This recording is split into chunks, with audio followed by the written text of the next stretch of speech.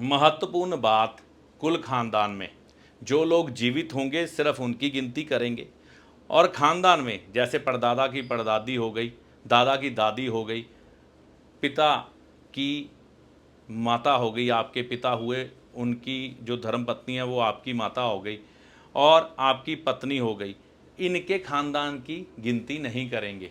ठीक है ना, सिर्फ इनकी गिनती करेंगे, यानी कि परदादी की, दादी की, माता की, पत्नी की, इनकी गिनती होगी, लेकिन इनके खानदान की गिनती नहीं होगी। बड़े आराम से बताऊंगा, समझिएगा। सबसे पहले शुरू करते हैं परदादा परदादी से। कई जगह भारत में परदादा परदादी जिंदा होते हैं, इसलिए मैं ले रहा हूं। तो आगे चलता हूं, दादा दादी। अब यहां पर दादा के भाई और भाभी, जितने भी भाई होंगे दादा के, वह सब लेंगे और उनकी पत्नियों को लेंगे।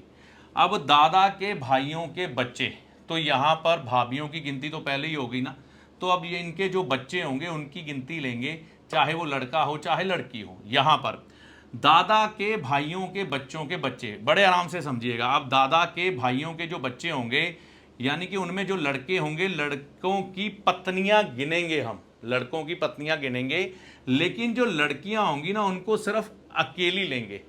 ठीक है ना, उनकी गिनती अकेली होंगी। तो यहां पर दादा के भाई, दादा के भाइयों के बच्चे, दादा के भाइयों के बच्चों के बच्चे, तो यहां पर क्या हुआ, बच्चों की पत्नियां भी हो गई। ये ध्यान रखिएगा, क्लियर। अब आगे चलता हूं, दादा की बहन। दादा की बहन को गिनेंगे और बहन के बच्चे, चाहे लड़का हो चाहे लड़की हो, उसकी गिनती होगी। फिर आगे बढ़ते हैं, फिर आपके पिता की बारी आ गई। अब यहां पर दादी के खानदान को नहीं लिया तो माता के खानदान को भी नहीं लेंगे, लेकिन दादी और माता की गिनती तो करेंगे। तो आपके पिता के जितने भी भाई हैं, चाहे छोटे हैं चाहे बड़े हैं, उनकी गिनती करेंगे। मान लो बड़े हैं तो ताया ताई हो गए, छोटे हैं तो चाचा चाची हो गए। अब ताया के बच्चे लेंगे, चाचा के बच्चे लेंगे, चाहे वो लड़का है चाहे वो लड़की है, उनकी हम गिनती करेंगे पूरी। अब यहां पर ताया चाचा के बच्चों के बच्चे, इनमें से जो लड़के होंगे ना ताया चाचा के, तो लड़कों की पत्नियों की भी गिनती करेंगे, लेकिन जो लड़कियां होंगी उनकी गिनती अकेली होगी, लेकिन लड़कियों के बच्चों की गिनती हम साथ में लेंगे, चाहे वो लड़का हो चाहे लड़की हो। ठीक है ना, ये क्लियर। अब आपके पिता की बहन, यानी कि आपकी बुआ, तो बहन को गिनती करेंगे। इसी तरह दादा की बहन है, आपकी बहन है, इनके पतिदेव की गिनती नहीं करेंगे, इनके ससुराल वालों की गिनती नहीं करेंगे, सिर्फ बहन होगी और बहन के बच्चे होंगे। आगे मान लो आप पर खुद पर ऋण पितर है, तो आपकी गिनती होगी, आपकी पत्नी की गिनती होगी, लेकिन पत्नी के खानदान की गिनती नहीं होगी। अब आपके जितने भी भाई होंगे, चाहे बड़े भाई हो चाहे छोटे भाई हो, उनकी गिनती होगी और उनकी पत्नियों की गिनती होगी। ठीक है ना। अब आपके भाई भाभी के जितने भी बच्चे हैं उनकी गिनती होगी, वो कितने हैं। अब आपके भाई भाभी के बच्चों के बच्चे, इनमें जो लड़के होंगे लड़कों की पत्नियां गिनेंगे, लेकिन जो लड़कियां होंगी उनको अकेली गिनेंगे या उनकी औलाद को गिनेंगे, बस। ठीक है। अब आपकी अपनी बहन, तो बहन के बच्चे, चाहे लड़का हो चाहे लड़की हो, उसको गिनेंगे। अब आपके खुद के अपने बच्चे, चाहे वो लड़का है चाहे लड़की है, तो लड़के की अगर पत्नी है तो उसकी गिनती करेंगे, और अगर आपके लड़के के बच्चे हैं, चाहे लड़का है चाहे लड़की है, उसकी भी गिनती करेंगे। ठीक है ना। अब जो आपकी लड़की है उसकी अगर शादी हो गई है तो उसकी गिनती करेंगे ही करेंगे, लड़की की। लड़की के जितने भी बच्चे हैं उनकी भी गिनती करेंगे, चाहे लड़का है चाहे लड़की, लेकिन लड़की के पति की गिनती नहीं करेंगे, लड़की के ससुराल वालों की गिनती नहीं करेंगे। ऐसी आशा करता हूं कि आप ये फैमिली ट्री अच्छे से समझे होंगे।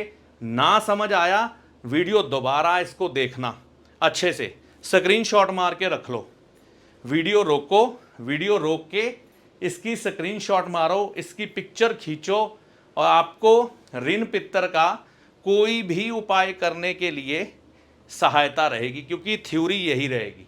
पैसा इकट्ठा करने का जो तरीका है ना, फैमिली ट्री बनाकर, यही रहेगा।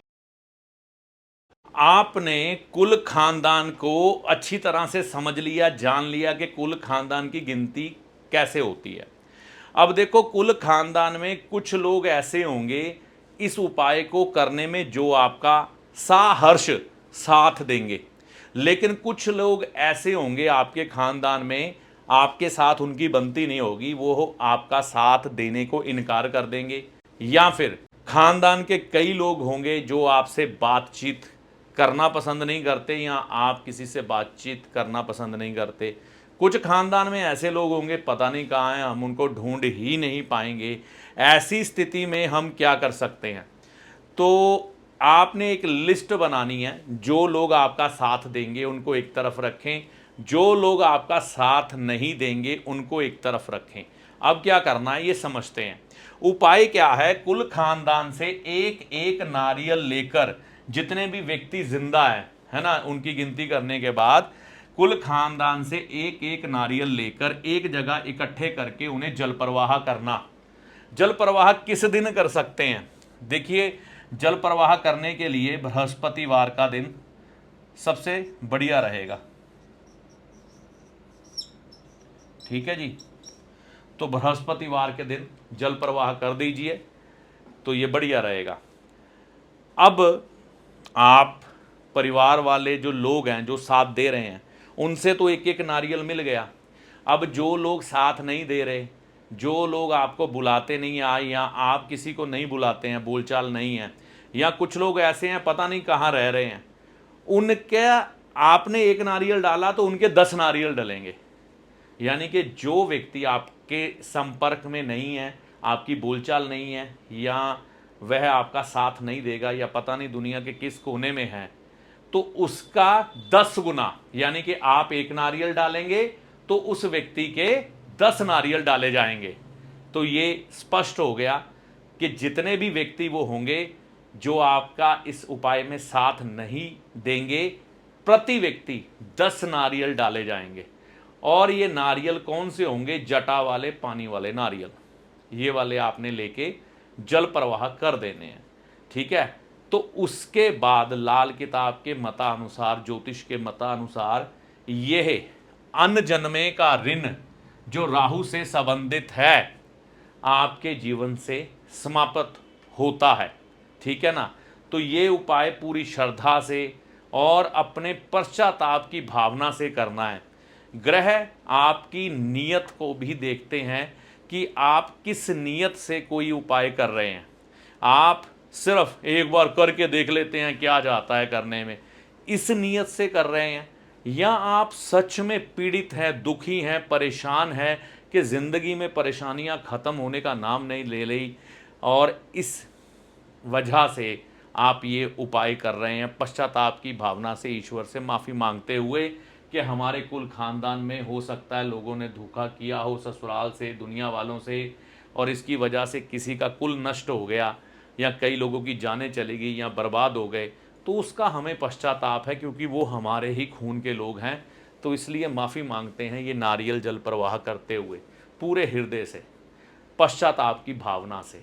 ठीक है ना, तो इस भाव से करें और आगे से संकल्प लें कि खुद और अपने कुल खानदान के लोगों को ऐसी हरकतें करने से रोकेंगे, समझाएंगे, मना करेंगे, अच्छे राह पर चलाएंगे। ठीक है ना, तो फिर ईश्वर की कृपा बरसती है और ये परेशानियां आपके जीवन से दूर होती है। तो आज राहु महाराज से जुड़ा हुआ ये अन्न जन्मे का ऋण उपाय सहित आपको मैंने बताया। इस वीडियो में दी गई जानकारी का लाभ आपको राहु महाराज और माता रानी की कृपा से होगा। जय माता दी।